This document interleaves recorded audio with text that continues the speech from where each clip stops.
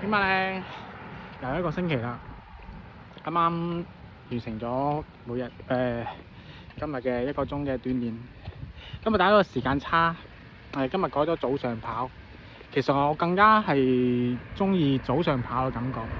但係咧經過一晚嘅休息啦，身體嘅恢復啦，同埋朝早稍為熱身5到10分鐘嘅熱身，再出嚟跑，個感覺係好輕鬆、好舒服嘅。同夜晚跑咧，因為畢竟都係工作咗一日，同埋咧而家進入夏天啦。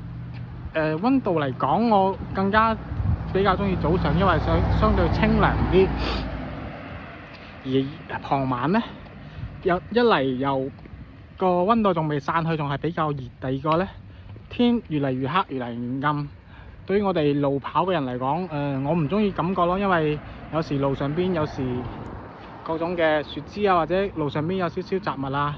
如果天黑嘅話，我曾經試過有一次就係差啲拗柴，所以其實朝早同夜晚都好，但係我個人感覺我就更加中意早上啦。係啦，咁啊今日啱啱完成咗1小時嘅鍛鍊，好舒服。因為今日剛好咧溫度唔高，有少少微風派身，超級爽。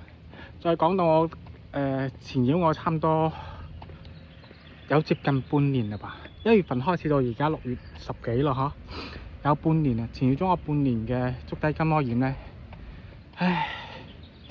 只能夠一步一步跟住好艱難咁喺度前進。但係而家呢個艱難唔係話仲係好有異物感啊，咁樣去影響我跑步嘅。其實而家嘅感覺咧，我係可以接受到嘅，因為佢係點講啊？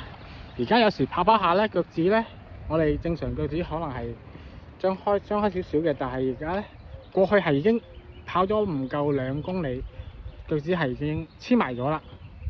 但係而家咧跑到最後5分鐘左右，即係大概跑咗，我因為而家跑得好慢啊，唔敢跑得快。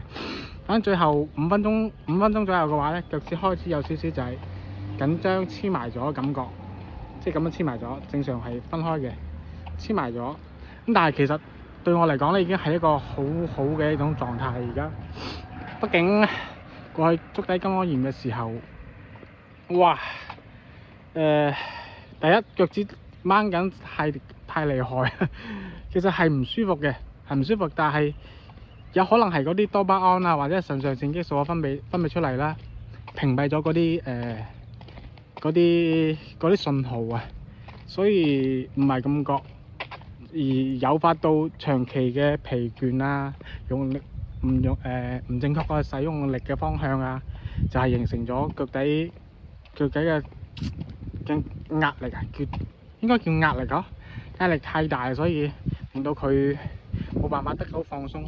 而家呢種狀態咧，其實係呢2026年頭半年嚟講最舒服嘅一個狀態，我好感恩。咁所以咧，大家要繼續加油，繼續努力。無論咧你嘅腳係有幾辛苦，或者係身體其他咩部位發出信號向你訴求，你都應該尊重咁聽取佢嘅意見，及時咁揾你嘅醫生團隊，及時去治療，向淺中醫。希望大家都可以揾到你哋自己喜愛嘅運動，繼續堅持落去，讓身體回復青春。OK， 好，咁我哋下期再見啦，拜拜。